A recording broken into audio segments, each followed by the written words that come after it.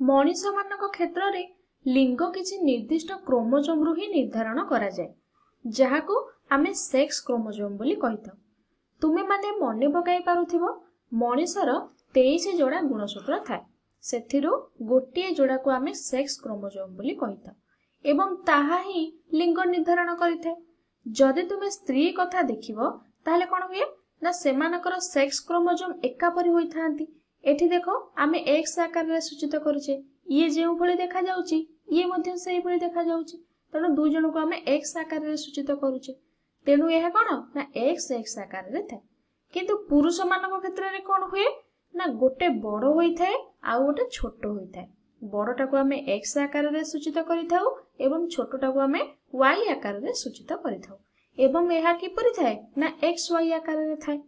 ताले जदि x x लिखाई थिबो जानिबा स्त्री एवं एक्स वाई लिखाई थिले आमे जानिबा पुरुष। ताले एबे चला आमे देखिबा जुग्म जो पुरुष कि स्त्री हेबो तार केते परसेंटेज चांसेस रहिछि। जदि तुमे पुरुष कथा देखिबो ताहले तांकर दुईटी क्रोमोजोम थाए। शुक्राणु कोष एक्स किंबा वाई क्रोमोजोम को छाड़िबो, एक्स क्रोमोजोम देई परिबो किंतु किंबा वाई क्रोमोजोम देई परिबो।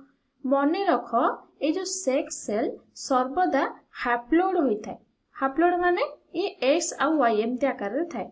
एठी एक्स एक्स आकार रे थिबो, हैप्लोइड हे जे माने एक्स एठी ओटा एक्स हे जिवो। तो ये जोड़ी हे थिला बळे ये गोटे गोटे हे जांती, तेणु आकु कहा जाय हैप्लोइड स्टेट। तो ये आकार रे थाए, गोटे क्रोमोजोम को हमें नै थाए। तेणु किछि कोन करंती ना आकु एक्स आकार रे नियंती आउ किछि वाई आकार रे आकु नियंती।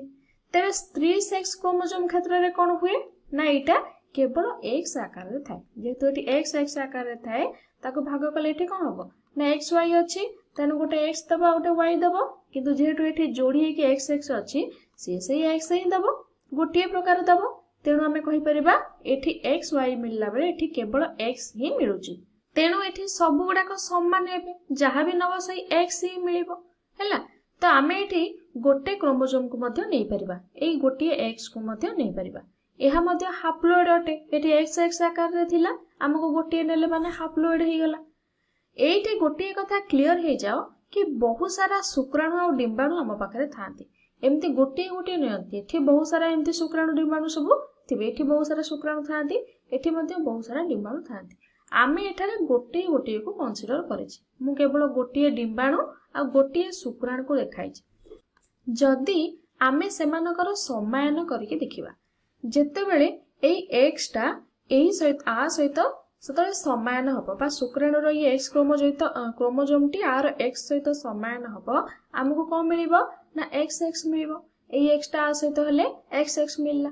जेतेबेले एई एक्स टा एई वाई सहित समायन हबो कोन मिलिबो ना सेठी हमको एक्स वाई मिलि जिवो। केमिति आकार रे रहइबो ना एक्स वाई आकार रे एठी रहइबो। बा आमे कहि परिबा एटा आ सहित मिसिले बा समायन हेले एक्स एक्स क्रोमोजोम मिलुची, एटा आ सहित समायन हेले एक्स वाई क्रोमोजोम हमको मिल जाउची। एठी हमको एक्स एक्स मिलिला। एई एक्स एक्स माने कोन ना स्त्री रो एक्स एक्स थिला। आ एठारे हमको एक्स वाई मिलिला। एक्स वाई माने कोन पुरुष मिलिला। दीटा जुग्म जतरे समायन होचंती, अधा मिलुची कोन स्त्री, अधा मिलुची पुरुष। ता माने चांसेस केते हैला ना 50% हे गेला बा 50% चांसेस एठी रहिला। तेणु आमे एठारे कोन देखिले ना जेउ कोष पुरुष हेबो किबा स्त्री हेबो बा ए जो कोषटा आमे बाहरुचे बा जुग्मजटी पुरुष हेबो कि स्त्री हेबो ताहा किए निर्धारण करूची, शुक्राणु ना डिंबाणु किए निर्धारण करूची। वास्तव रे ताहा शुक्राणु ही निर्धारण करूची। बा आमे यदि करिबा एही वाई क्रोमोजोम जोटा कि धारण करूची पुरुषर क्रोमोजोमटा, तो सेटा ही तार निर्धारण करिबारे सहाय्य करूची।